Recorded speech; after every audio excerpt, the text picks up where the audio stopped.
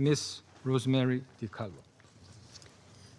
Mr. President, we noted with deep concern the reports that Russian military drones entered Poland in violation of Polish airspace. Our briefing today relies entirely on publicly available information. The United Nations is not in a position to verify or confirm claims or reports regarding the incident. On 10 September, Poland informed the President of the Security Council that during the night of 9 and 10 September, 19 Russian drones entered Polish airspace. Some of them were shot down preemptively. This is not the first time that drones have been detected in neighboring countries during the full-scale war in Ukraine, but it is the first time that multiple drones have flown so deep into a neighboring country's airspace. It is also the first time that force was used by Poland and its NATO allies to neutralize the perceived threat. According to Poland's Ministry of Interior and Administration, wreckage from some 16 drones have been found across central and eastern Poland. Media reports suggest that at least some of these devices were so-called Gebera drones used by the Russian Federation in the war in Ukraine. The drones reportedly caused damage in residential areas in the Polish villages of Wiriki and Chusnowka. Drone debris was also reported in the town of Chesniki. Fortunately, Polish authorities reported no casualties. 4 major airports, including those in Warsaw and Rzeszów, were temporarily closed and flights diverted. Poland authorities stated that some of the drones entered from Belarus. The Belarusian Ministry of Defense claimed that the Russian drones were deflected by counter-drone measures of Ukrainian forces and veered off course.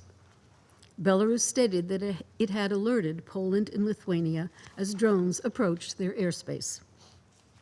This was confirmed by the Polish military. Belarus also reported that its air defenses intercepted several drones over its territory.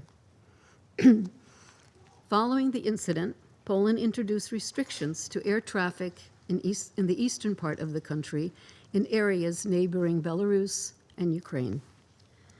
The Ministry of Defense of the Russian Federation stated that Russia had no intention to engage any targets on the territory of Poland.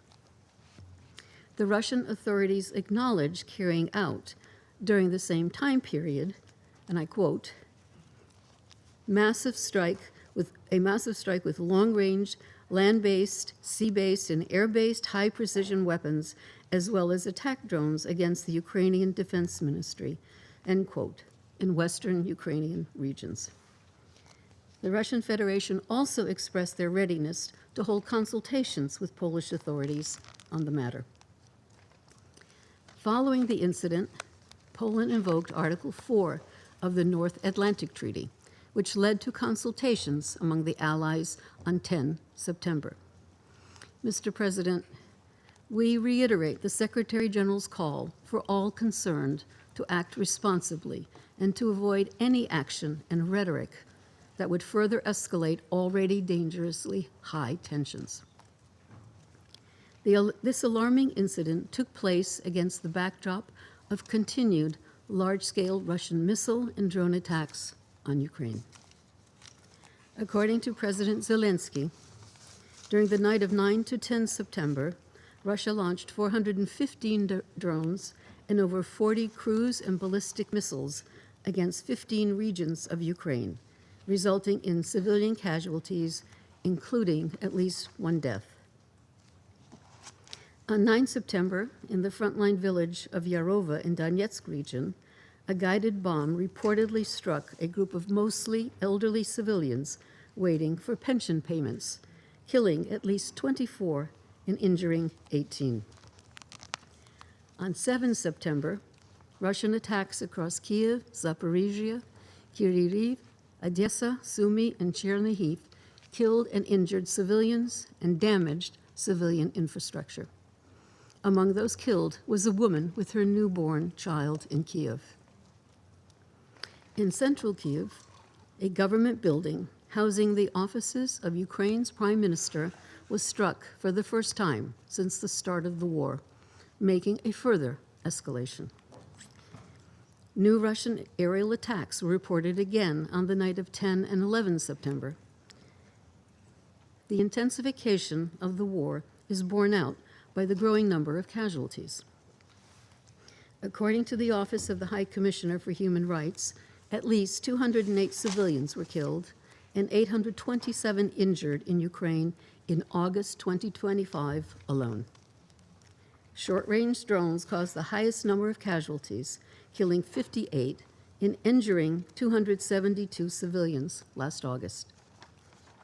August and September also saw an increase in attacks affecting energy infrastructure, particularly gas facilities, once again raising fears of a new wave of targeted attacks against Ukraine's critical infrastructure ahead of the approaching winter.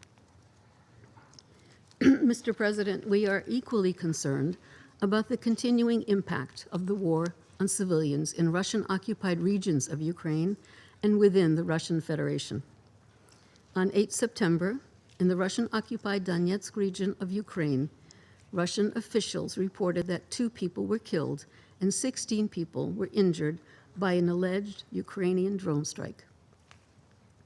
A day earlier, an alleged Ukrainian attack reportedly struck a playground, injuring 6 civilians, including a 14-year-old girl in the same region, according to Russian officials.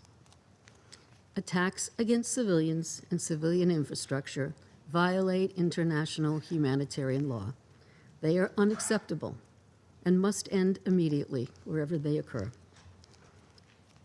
Mr. President, this week's events underline the dangerous impact of this war on the security of the region and the risk of escalation. This incident also endangers the recent diplomatic efforts to achieve an end to this unprovoked and brutal war. We therefore, once again, urgently call for a full, immediate, and unconditional ceasefire in Ukraine. The end state must be a just, comprehensive, and sustainable peace in line with the UN Charter, international law, and relevant UN resolutions. The United Nations remains available to support all genuine efforts to this end. Thank you. I thank Ms. DiCarlo for her briefing.